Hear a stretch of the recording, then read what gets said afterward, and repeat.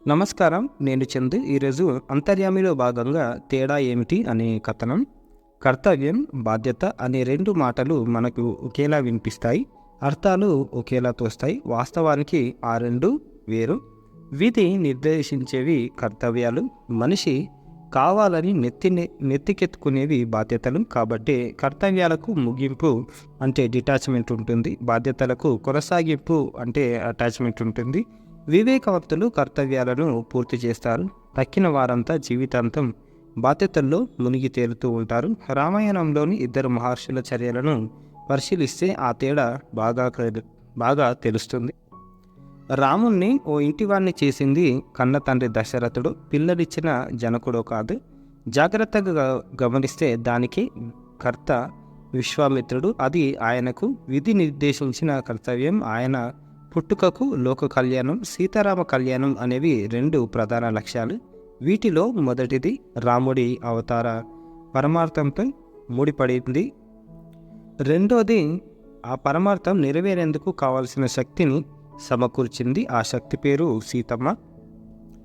విశ్వామిత్రుడు తొలుత తాటక వధతో తన కర్తవ్యానికి శ్రీకారం చుట్టాడు.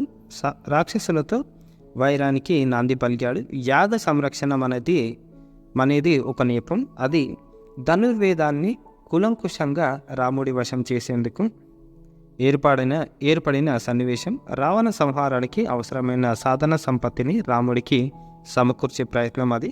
యాగం ముగిశాక ఆయన మిథిలా నగరంలో సీతారాముల వివాహానికి సూత్రధారి అయ్యాడు. మధ్యలో స్త్రీ స్వభావంలోని ఎత్తుపల్లాలు రాముడికి బోధపడేందుకై అహల్యను పరిచయం చేశాడు. గృహస్థాశ్రమ స్వీకారానికి తగిన ముందస్తు అవగాహనను కల్పించాడు. ఇదంతా ఆ ముని కర్తవ్యం.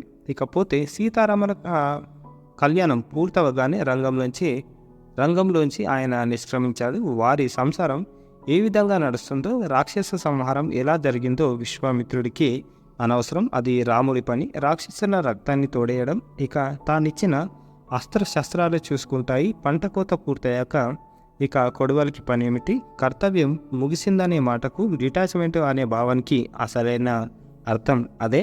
ఇకపోతే రామరావణ సంగ్రామం మధ్యలో అగస్త్య మహర్షి ప్రవేశించాడు. రాముడికి ఆదిత్య హృదయం ఉపదేశించాడు. 3 సార్లు పారాయణ చేయించాడు. వెంటనే ఎలా వచ్చాడో అలాగే వెళ్ళిపోయాడు. తన ఉపదేశం ఫలించిందా లేదా, రాముడు తేరుకొని రావణాసురుని సంహరించడా లేదా వంటి సంశయాలు, కుతూహలాలు ఆ మహర్షికి లేనే లేవు. తాను నేర్పించిన గాంధీవ పాండిత్యం ఎంత ఘనమైనదో విశ్వామిత్రుడికి తెలుసు. రాముడికి తాను ఉపదేశించిన మంత్రశక్తి ప్రభావం ఎంత గొప్పదో అగస్త్యుడికి తెలుసు. అంతవరకే వారి పని. కాబట్టి కర్తవ్యాలు పూర్తయిన మరుక్షణం వేదిక దిగిపోయారిద్దరు. ఇకపోతే పిల్లలను పెంచి పెద్ద చేయడం, సంస్కారాన్ని అలవర్చడం, విద్యాబుద్ధులు నేర్పించడం వరకు తల్లిదండ్రుల కర్తవ్యం. పెరిగి పెద్దయి వారి జీవితాల్లో స్థిరపడిన ఇంకా వారి బాగోగులు తమవే అనుకోవడం ఓ బలహీనత. తాము బతుకున్నంత వరకు తమదే బాధ్యత అనుకోవడం కర్తవ్యం కాదు, దాని కొనసాగింపు. కర్తవ్యాలు సంతృప్తికి, బాధ్యతలు అశాంతికి కారణాలవుతాయి. ఆ తేడాను గుర్తించిన జీవితాలు సుఖశాంతులకు నోచుకుంటాయి అని ఎర్రాప్రగడ రామకృష్ణ గారు రాసిన అంతర్యామి ఇది. తేడా ఏమిటి, మన కర్తవ్యం బాధ్యత ఏంది అనేది మనకు తెలిసేలా ఉంది. ఇది ఈరోజుకు సంబంధించిన అంతర్యామి. లైక్ చేయండి, షేర్ చేయండి, సబ్స్క్రైబ్ చేయండి.